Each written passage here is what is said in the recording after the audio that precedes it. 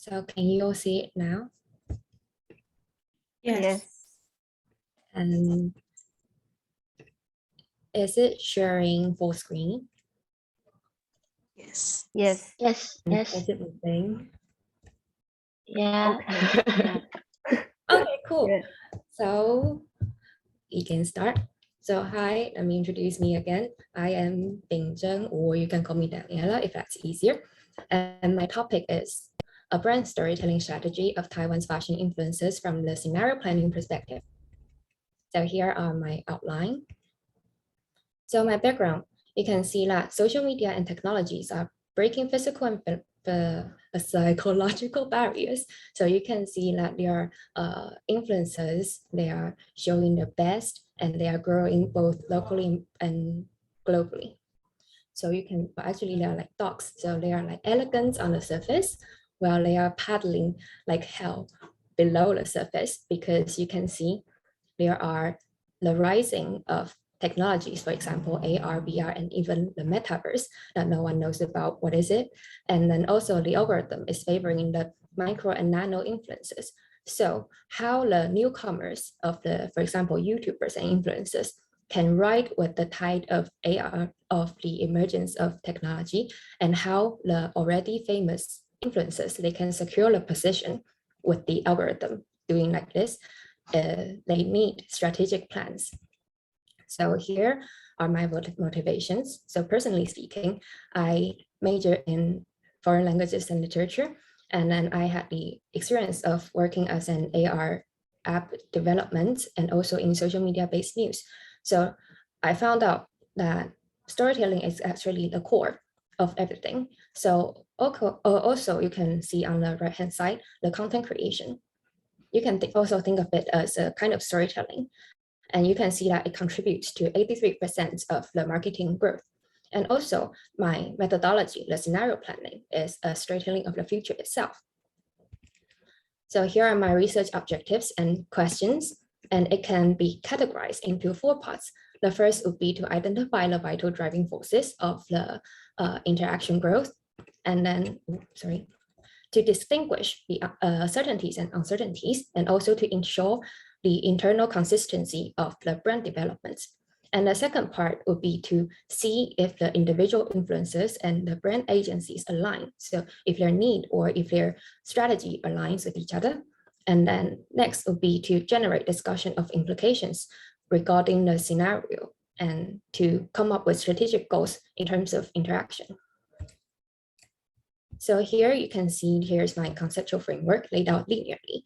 So first I started, here is my literature review. I started with storytelling and then framed it into the fashion branding, then gradually narrowing down from brand storytelling, social media, and content creation. And here I'm currently doing my interviews and case studies.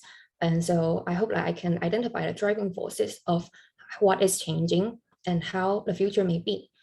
And so I hope that by doing so, I can gradually narrow down from the possible future, plausible future, probable, and then to the preferable future. So here is my literature map. So here's my literature map. My literature is focused on 3S, the storytelling, social media, and scenario. And then it is framed by fashion branding with the core of content creation. So here is a more detailed one. You can see that everything soars into the core of content creation.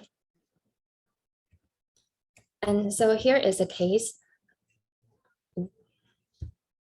Sorry, I lost control of my mouse. Okay, so here is a case of the Dior Addict brand. And so you can see everything is about building the brand loyalty. So first they have corporate activities, that is the campaign itself, and the functional benefits, the product, the empowerment, corporate values, and symbolic benefits that is wrapped in the theme and song of this product. And then there are corporate associations featured with different levels of influences to increase the touch points, both globally and locally. And so here is another, after knowing the fashion branding, let's take a look at the power of storytelling. So here you can see the three ideas, the three theories align. So by conveying and capturing the attention, the brand can raise the awareness and interest of the customers.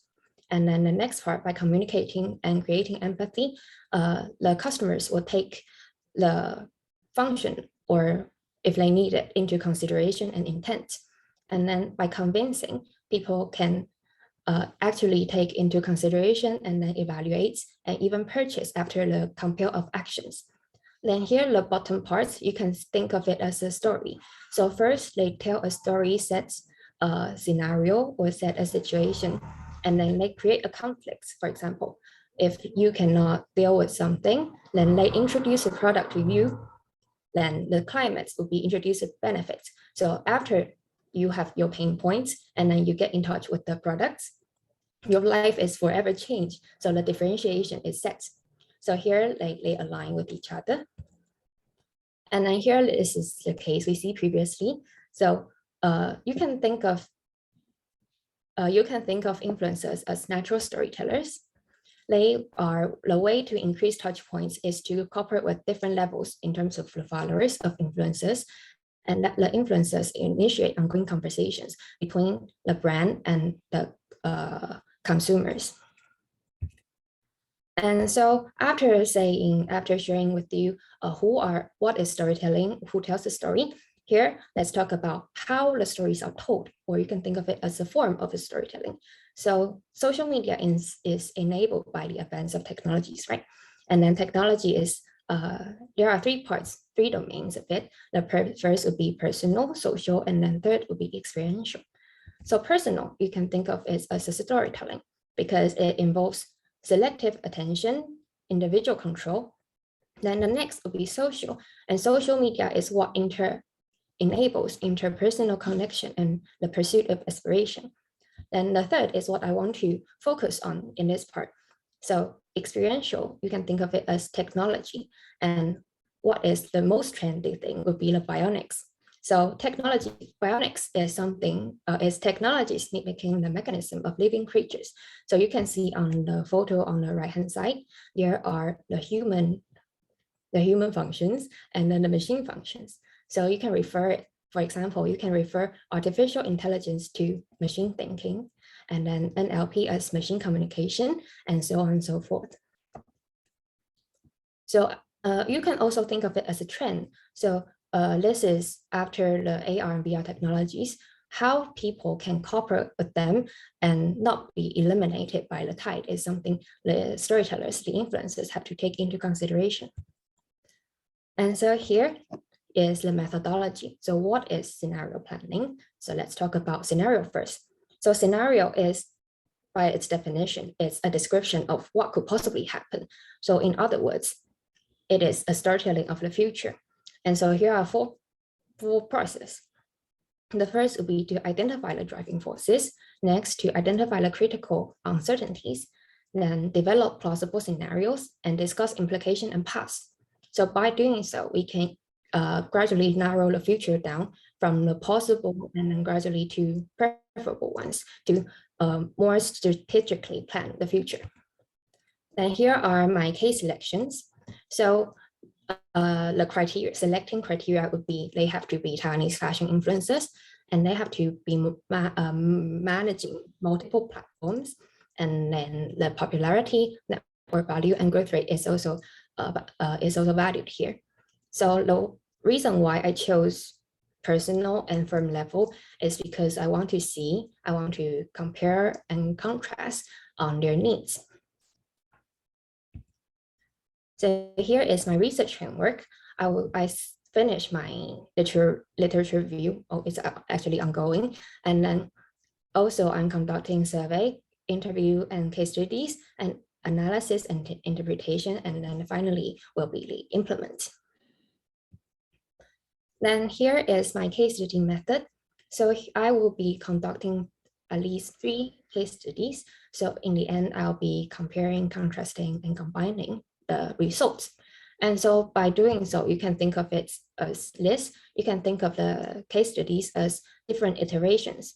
So it is going to be this is not a linear process, but iteration. So here, here is a more holistic look of how my research would look like. So here are my expected outcome. So theoretically, I hope that I can come up with a speculative research process to narrow down the future from the lens of the ecologies in Taiwan's fashion influences on social media. Then practically, I hope that I can come up with the short-term, mid-term, and long-term scenario planning with the features of the content creation strategies that promotes interaction. Then here on the right-hand side is my timeline. And so after sharing my previous studies and literature review, here I want to share what my findings. So do you all remember this that we introduced just earlier? So this is the theoretical framework of the storytelling, and it is also applied on traditional media, for example, on TV, on drama, on series. However, this is passively, so however, by viewing this kind of content, the audiences, they are passively receiving the story in the fixed framework.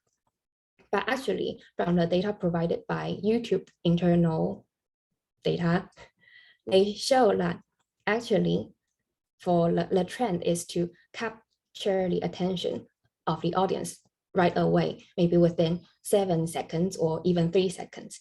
And then the main message of the video, what you want to express, have to be laid out gradually.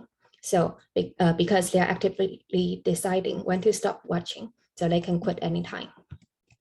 And then here, some people may argue that maybe Facebook, maybe YouTube is fading. However, you can see that after the pandemic, from 2019 and 2020, the daily active user has grown twice as much as the previous year. So it is still a growing market, and that's why planning strategically is very important for influencers, especially YouTubers. And so here are my references, and thank you.